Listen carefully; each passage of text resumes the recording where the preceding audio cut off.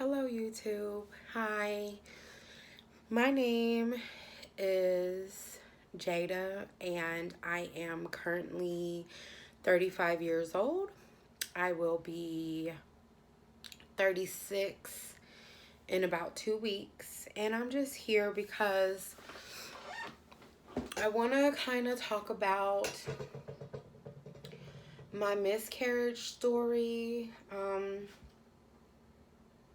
It's something I never really discussed. It was something that, or my miscarriage stories, because I've had three, but it was something that I just kind of kept to myself and never really talked to anybody about it, and try to just hurt from the inside without the outside showing it, I guess I would say. And I seen a story come up in my Facebook the other day, and I seen my baby's heartbeat, and I seen the happiness of being a mother. 2015, I believe. Yeah, 2015. Around May, June, July, I had started feeling weird, and I didn't know why at the time. Pregnancy was never really a question. It wasn't something that I was worried about, like, could I be, am I, or anything. I just thought that I had gotten sick or, something like that. And so I found out I was pregnant in July, and I was over the freaking moon. Like, I was like so freaking ecstatic to be almost mid-30s. To never think, I had no kids at that time, so I really didn't think that I could have them. That's why pregnancy just wasn't an option at the time, when I was like, what could be wrong with me? And everyone was like, are you pregnant? I was like, no, not pregnant. Yeah. So we find out, and it pops positive, and I still have the pregnancy test, and this is not set up or anything like that. It's because I keep them in my vanity close to me. And this was the test that I took. I know that's weird. I know. I don't care. I'm still going to do it. But I took the test, and it came up positive, and I was over the moon. Over the moon that I was pregnant.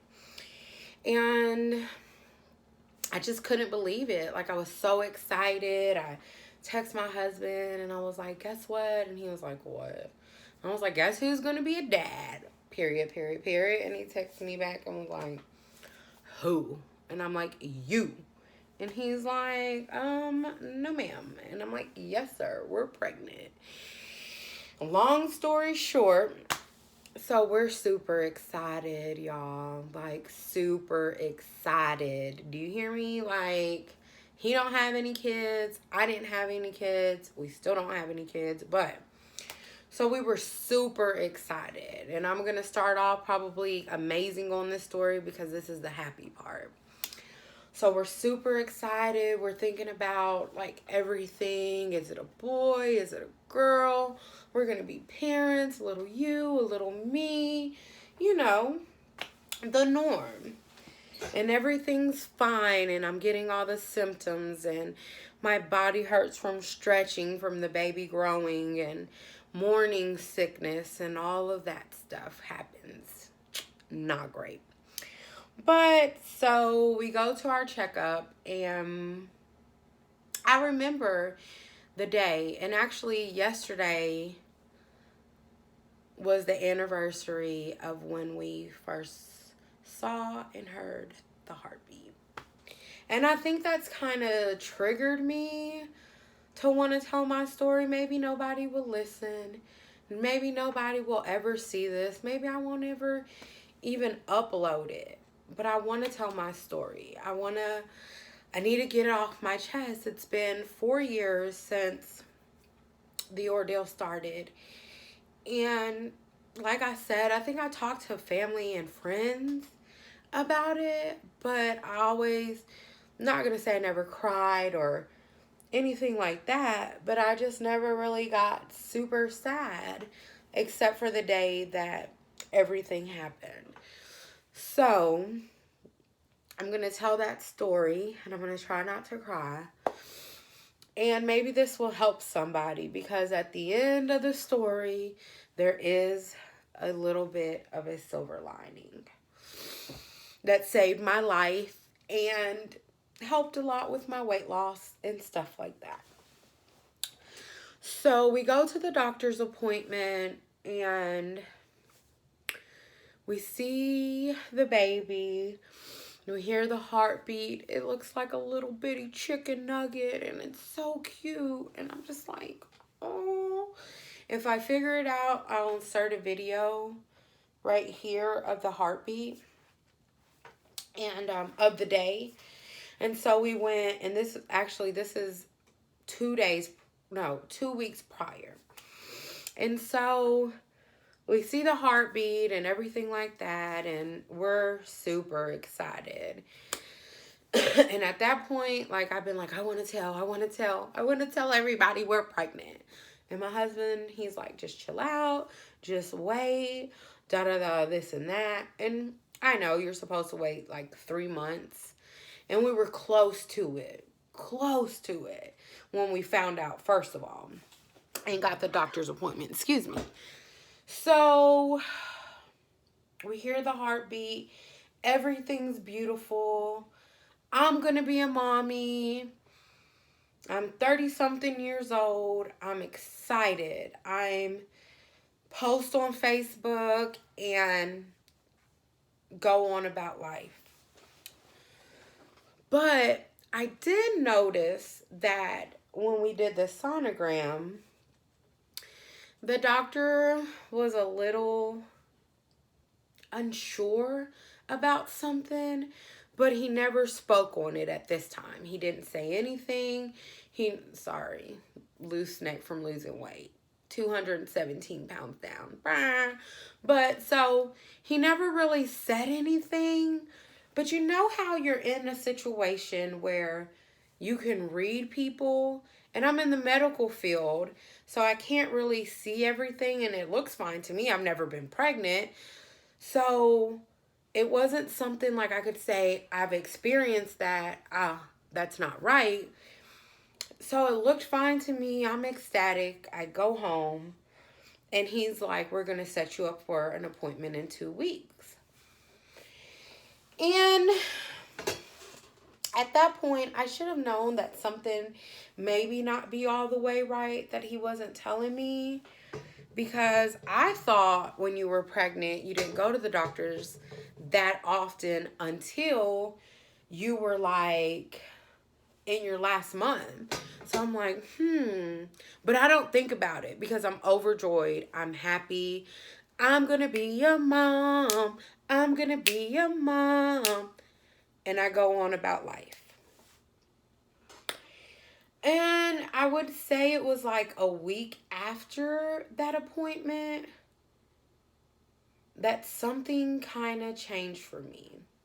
But because this was my first pregnancy, I didn't know what to expect. I didn't know what was normal, what wasn't normal. Like, I've been around pregnant people. I have a lot of cousins and nieces and nephews and their cousins and, not their cousins, but their kids. When you're Mexican, it's just cousins and aunts. You don't have their cousins. We don't do seconds and stuff like that. So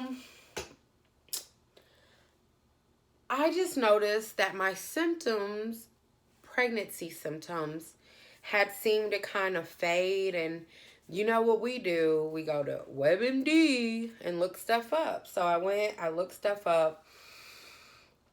And I just thought maybe I was out of that first trimester, which I was kind of. But maybe it was that. Maybe it was the point that I just wasn't going to be as sick and have as much pain or anything else like other people. And I go on. So 2 weeks go by and we go to our doctor's appointment. My husband has to work, so he's like, I'll meet you there. And I'm like, okay. And we go, they ask us questions and they're setting everything up and, you know, blah, blah, this and that. And we go to get the sonogram. And at this time, it was still the one that vaginally they do. But anyways, so the lady's kind of, well, the doctor actually is, you know, in there and he's like moving it around and I'm like, oh, I can't wait to see my baby. It's 2 weeks bigger. It should look like this. And I really wasn't looking at the doctor, and I don't know why. I just wasn't paying attention to him. I was looking at the screen ready to see my bean and looking at my husband and, you know, just full of joy. But I don't know what it was. I guess between looking at my husband and looking at the screen, I kind of went back, like, in passing the doctor, and I looked at his face, and, you know, usually you would think a doctor would be smiling and, oh my God, but he wasn't. And it was like his face just kept getting worse and worse, but he was trying to hide it. So I chuckled. Is everything okay? And he looked at me and he goes,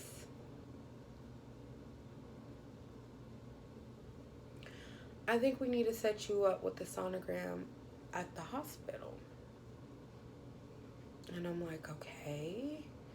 And I'm like, is everything okay? And at this time, like, sickness set over me, but I was hoping that it was something else. Like, I was hoping that with my age, maybe they saw something that the child, you know, wasn't developing a little bit right, because you know the risk once you get older. So I was hoping it was something like that. And he turns to us and he says,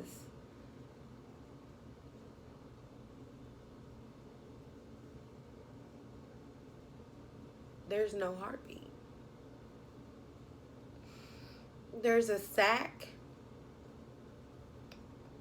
but we don't see, I'm sorry, y'all, there's a sac, but we don't see a fetus. And we can't find a heartbeat.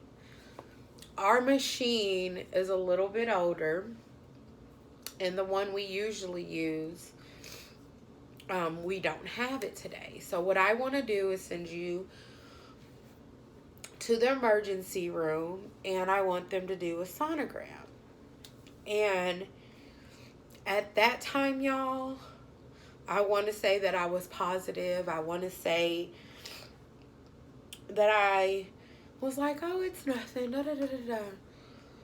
But everything in my mind stopped, and I thought about how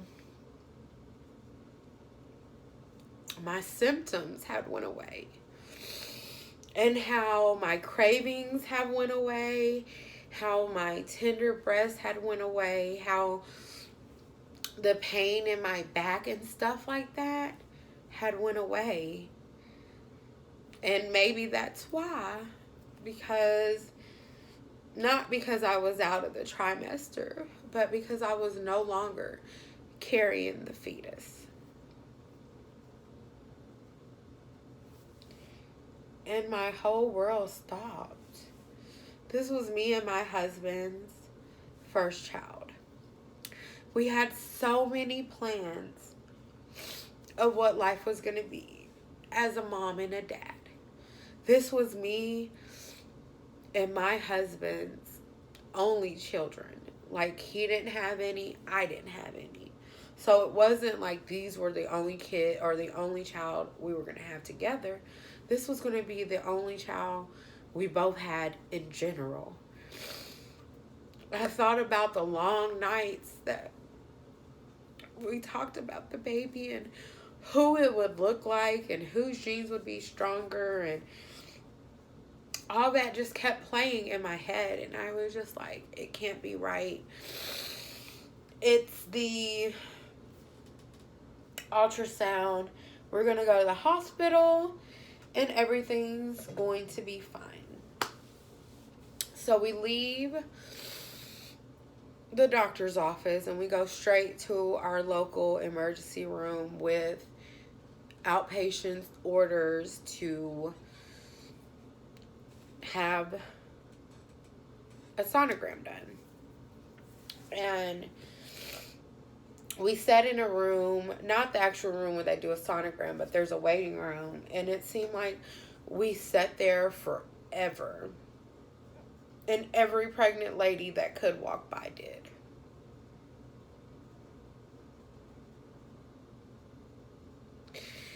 And the sonogram person finally comes out, and he's real nice. And he's like, you know, why are you here?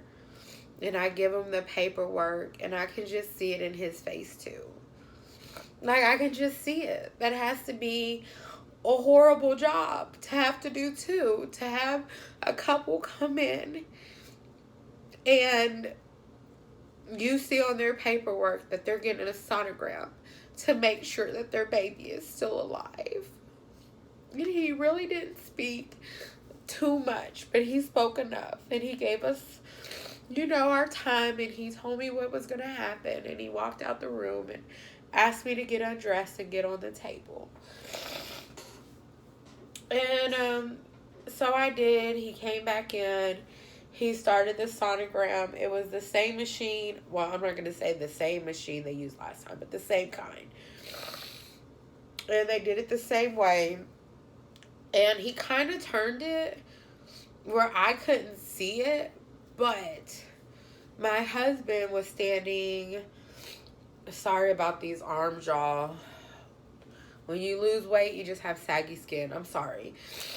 It bothers me. That's like my most insecure spot. So he has it turned, and it's like I'm on the bed, the sonogram's here, he's here, and my husband's behind him. And he's doing the sonogram, and he's moving it, and he's doing all this stuff on there, and the whole time I see like my husband's face kind of looking and really not saying anything, but not looking at me. And the sonogram guy wasn't looking at me. Which, when you're in that situation, to me, it makes it worse. When people are trying not to acknowledge you, but you know why. Because if it's something good, they'd be like, oh, everything's fine. Let me show you this. Let me show you that. But when everything's not okay, they really don't say anything to you, from what I figured. So they finally, he's looking, I'm guessing nothing. And he goes to turn on the monitor where you can hear the heartbeat. And I only know that because the last time that the other one did it, like, that's what she did. And then she was like, we're going to listen to the heartbeat. And he turns it on, y'all.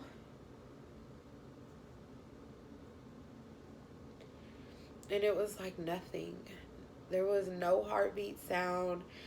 There was just emptiness. And that's how I felt at that moment. I felt empty. I felt incomplete. I felt devastated. I felt so many things. So many things at that moment. And he said, I'm going to fax over the doctor the results. And he went to walk out the room, and I remember sitting up on the bed, and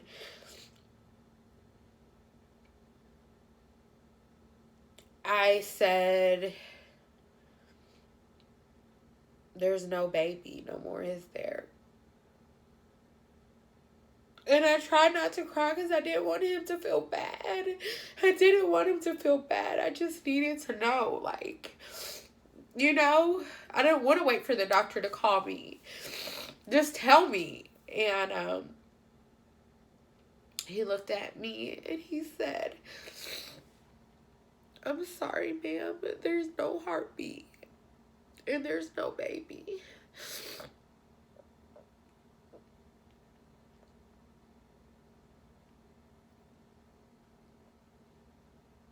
We're not able to see it.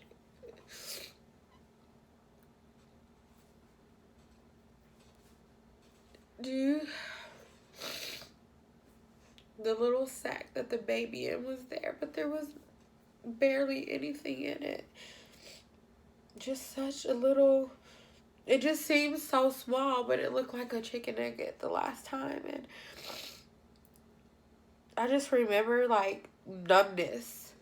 And leaving there and walking out and walking to the car, and when we had to leave out the door and stuff like that, you know, in the reception area, they just kind of didn't say anything, and I was okay with that. So we left. And I remember, like, the whole way home, which we were in town, so it's not that far. But the whole way home, I felt like I couldn't breathe. I felt like someone had knocked the fucking wind out of me. And the doctors gave me 2 options. 3. They could induce a miscarriage or induce, you know, having the miscarriage, because my miscarriage was, what is it called? There was no bleeding. There was no signs of a miscarriage. My body hadn't expelled it. It just, the baby, and I did find out the reason, and I'm going to get to that in just a second. The baby just stopped growing, and it didn't mature. It didn't develop, probably within a day or so of that ultrasound. So I'm very blessed that I have that memory and I have that video, because that's all I have. Pregnancy test and 1 sonogram video that I was going to be a mother. That I was going to do what a woman should be capable of. And in an instant, it was gone. And so I just couldn't do it. I couldn't have a DNC. I couldn't take pills to force my body to quickly expel it. So the only other option was wait 6 to 8 weeks with monitoring until your body naturally did what it needed to. And that was my choice. I miscarried all 3 of my babies at home by myself. Not by myself, but solo. You know, no help, no doctors. And then did what I need to. I continued to have 2 more miscarriages after that.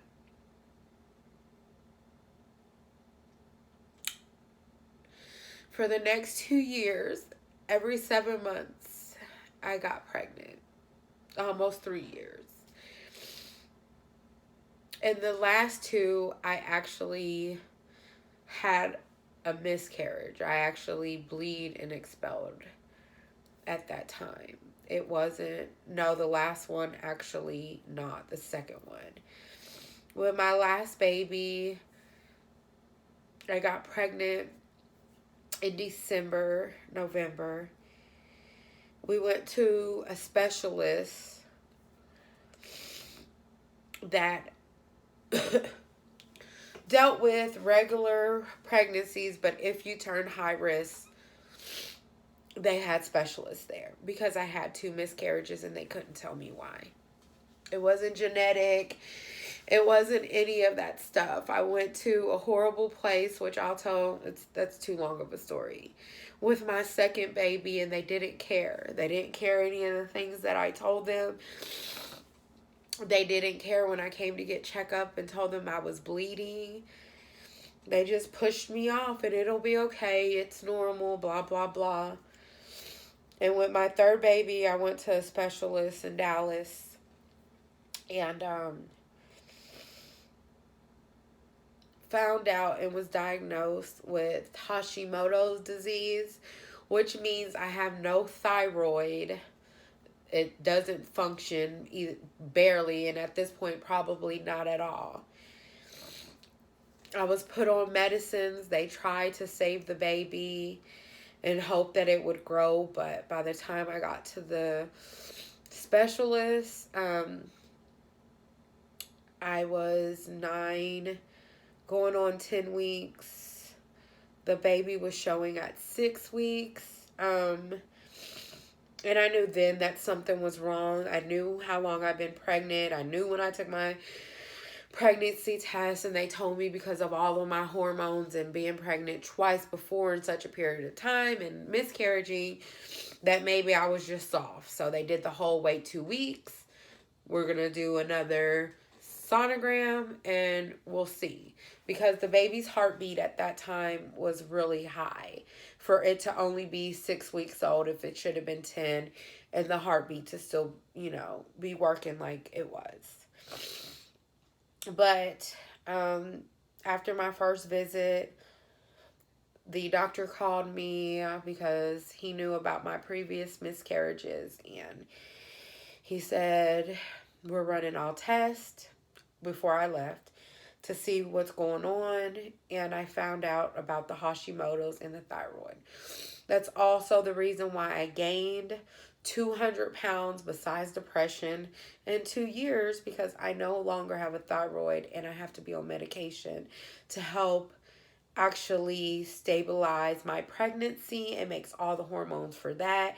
It makes Pitocin that actually keeps the body from bleeding during pregnancy. And those are the reasons, one of the reasons why I miscarried. And the other reason is because the hormones and the nutrition that the baby needed to actually grow, brain, heartbeat. I mean, not grow the heartbeat, but all the things that it needs to survive and grow, my body wasn't giving it. And that's why the baby was measuring 6 weeks instead of 10. It had stopped developing at the 6 week mark. And when I went back, the baby had done what the first baby did. It had actually passed away and there was no longer a heartbeat. I also carried that one for 8 weeks before my body naturally expelled it. None of them were easy, and I could have took the easy road, but I wanted to give my body the chance to do what it naturally needed to do and heal itself, because I still wanted to have children and I didn't want to scar myself up or risk the chance. All it took was one test. All it took was one test. That's the hurtful thing. That's the thing that makes it the hardest for me to get over. The hardest for me to fathom. I can understand losing one child. I can maybe understand losing 2 children. But to lose 3 and then be told that the reason why you're not a mother at almost 40 is because doctors didn't care to do a simple thyroid check.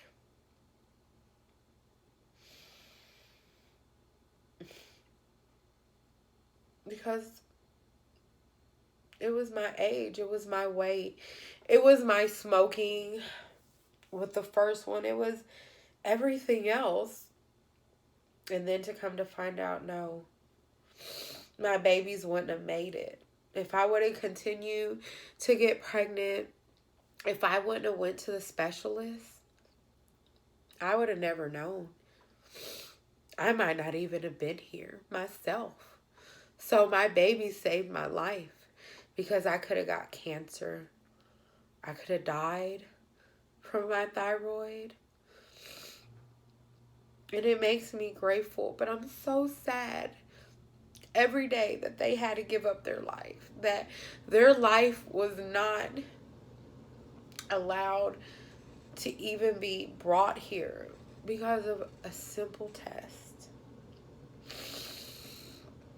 So ladies, if you've had miscarriages, please check with your doctors and have them check your thyroid. My doctor, the specialist, told me we would be so surprised at how many women, skinny, fat, big, tall, that have miscarriages because of their thyroid. A little pill can solve all that. Like, do you know how it feels to know that I could have been a mother by just taking one simple pill a day? And that medicine has changed my life. It's been 2 years since my last miscarriage. And I haven't healed enough to try again because I'm so afraid of what might be. And who knows if we'll be a mother and if we'll be a dad and if we'll have that in our life. But we move on and we move forward. I've been on my medication for 2 years. I lost 217 pounds in the process of being put on that medication. And I just needed to tell my story. I needed to finally release that feeling that I've had for 4 years since all of this started. I never really talked to my husband about it. I don't talk to family and friends much about it. And when, like I said, the anniversary was yesterday and Facebook popped up the little memory and the little heartbeat, and I could just feel it all over again. And I just needed to say my piece. And I needed to say to somebody else, if you're having issues, if you're having pregnancy issues, if this has happened to you, if you're going to get pregnant, if you're having fertility issues and you can't figure them out. I know we go through so much, but sometimes we forget the basics. So if you had 1 or 2 miscarriages, before you try again, go get your thyroid checked just to make sure. I thank you all for coming. I thank you all for listening. I'm going to start doing vlogs and stuff like that about my weight loss journey and continue to lose weight. I know y'all see me kind of looking in the camera a lot. Excuse me. But y'all, I'm so used to not having a neck. Like, sometimes when I breathe in like that, like, it kind of freaks me out. Like, I'm like, oh my God. You know, you see it on other people, but until you see it on yourself. So I feel so much better. I feel like my story has been told. I love my babies. Maybe I'll get a chance to be a mother. But I just want anybody else that's been through it to know sometimes you gotta tell your story. You gotta get off your chest. So I thank everyone for tuning in and listening to my story. If you want to hear more about my weight loss, my struggles with the Hashimoto's, it's an autoimmune disease. If you have any questions, just let me know. I hope you have a wonderful evening. It's night. I'm going to wash my face off and chill.